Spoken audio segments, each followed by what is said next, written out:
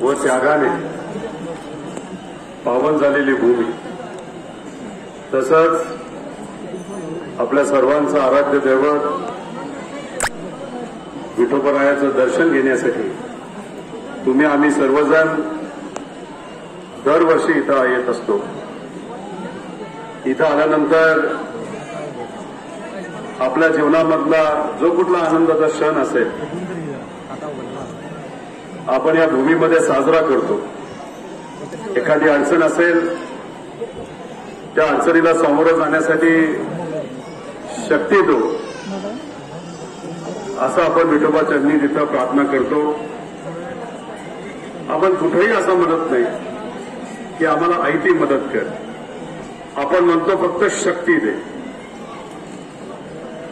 इथं कोण येतं तर महाराष्ट्रातल्या कानाकोपऱ्यातून सामान्य कुटुंबातली लोक इथे येत असतात, दर्शन घेत असतात. स्पर्शाला खूप महत्व आहे.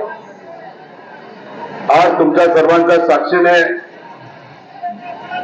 राष्ट्रवादी काँग्रेस शरदचंद्र पवार जी आपल्या सर्वांच्या विचाराची पार्टी आहे, जी सामान्य लोकांच्या हितासाठी नेहमी नेहमी लढत आलेली आहे, त्या पार्टीला, जी पार्टी आदरणीय पवार साहेबांच्या मार्गदर्शनाखाली चालते, त्याच पार्टीला नवीन चिन्ह हे मिळालेलं आहे.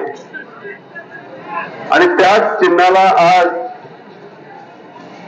विठोबरायाच्या चरणी आपण अर्पण केलं, आशीर्वाद घेतला. तसंच ते आशीर्वाद घेतल्यानंतर आपल्या सर्वांसमोर इथे येऊन त्या नवीन चिन्हाचं पूजन आपण सर्वांनी केलं. एक सगळ्यात महत्वाची गोष्ट आपण सर्वांनी समजून घेतली पाहिजे की राष्ट्रवादी काँग्रेस पार्टी ही आदरणीय पवार साहेबांनी लोकांच्या विश्वासाने तसंच कार्यकर्त्याच्या ताकदीने मोठी केली. देशामध्ये अशा काही शक्ती आहेत ज्यांना अहंकार जास्त महत्वाचा आहे. त्या अहंकारासमोर फक्त लोकांची शक्ती टिकू शकते. आज आदरणीय पवार साहेबांकडनं त्यांची पार्टी काढून घेतली असली, तसंच त्यांचं चिन्ह काढून घेतलं असलं, तर या बलाढ्य शक्तीला, ज्यांना पैशावर विश्वास आहे, पैशाचा अहंकार आहे, शक्तीचा अहंकार आहे, त्यांना विचार मात्र त्यांना घेता आले नाही. विचार हे आदरणीय पवार साहेबांकडेच आणि आपल्या या नवीन पार्टीकडे हे राहिलेले आहेत. मी आपल्या सर्वांना आव्हान करतो, ही जी बलाढ्य शक्ती म्हणजे भाजप आहे, आणि त्या भाजप बरोबर विचाराला, आपल्या नेत्याला, लोकांना गद्दारी करून अनेक नेते हे सत्तेत स्वहितासाठी गेलेले आहेत. बाळासाहेब ठाकरेंची जी पार्टी होती शिवसेना, याला फोडलं. आदरणीय पवार साहेबांची पार्टी राष्ट्रवादी, त्याला फोडलं. आणि हे सर्व नेते आज सत्तेत जाऊन बसलेले आहेत. पण इथं या मंदिरामध्ये येणारे जे सर्वसामान्य लोक आहेत, त्या लोकांचे प्रश्न या सरकारकडनं सुटतात का, असा प्रश्न आपण जेव्हा करतो तेव्हा प्रत्येक व्यक्ती हेच उत्तर देतो, नाही, आमच्याकडे लक्ष नाही, आमचे प्रश्न अनेक आहेत, पण आमचे प्रश्न या सरकारकडनं सुटत नाहीत. शेतकऱ्याच्या दुधाचे प्रश्न आहेत, दुधाचा भाव वाढत नाही. सोयाबीनचा असेल, कपाशीचा असेल, कांद्याचा प्रश्न असेल,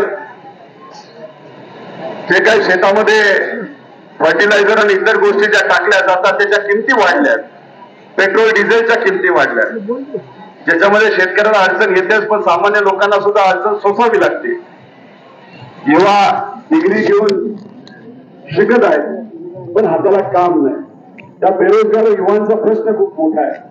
आमच्या माता भगिनींचा सुरक्षिततेचा मुद्दा असेल, आरक्षणाचा मुद्दा असेल, असे अनेक मुद्दे हे तसेच प्रलंबित राहिलेले आहेत.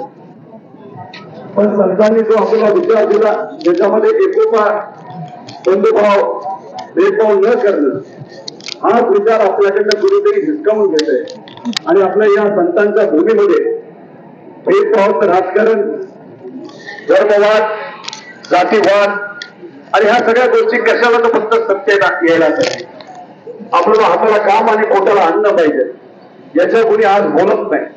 आणि खऱ्या अर्थाने याच्यावर जर कोण बोलत असेल तर फक्त आदरणीय पवार साहेब आहेत, जे आपल्या सर्वांसाठी लढत आहेत. त्यांना हे नवीन नाव, नवीन चिन्ह, पण तेच विचार, याच्या ताकद आपल्या सर्वांना द्यायची आहे. तसंच आदरणीय उद्धव ठाकरे साहेब असतील, काँग्रेसचे सर्व नेते असतील, यांना सगळ्यांना विश्वासात घेऊन लोकांच्या हितासाठी आपल्याला लढायचंय.